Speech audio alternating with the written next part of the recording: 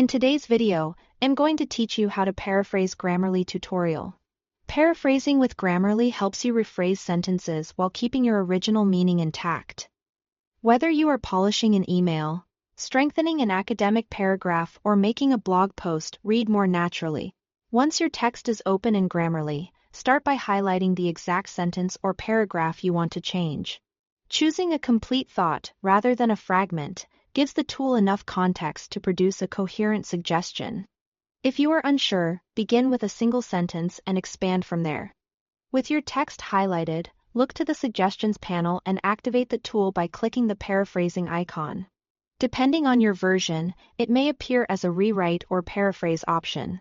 One click opens targeted alternatives based on the surrounding context, saving you from manually rewording every phrase. Next, choose the style that matches your goal.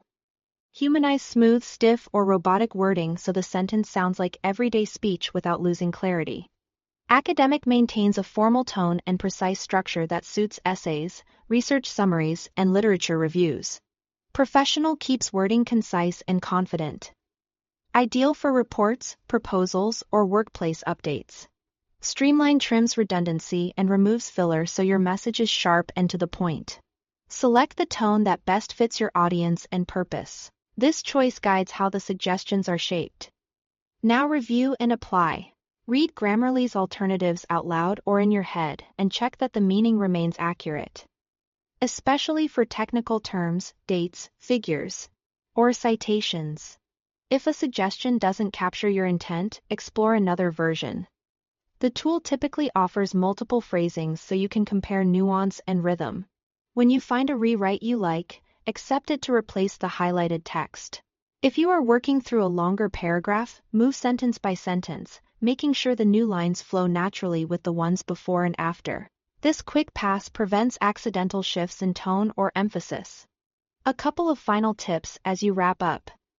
Keep your original voice in mind and let the tool assist rather than overtake your writing.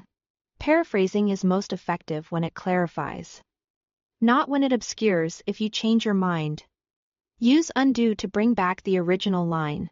And remember, paraphrasing doesn't replace citing your sources when required.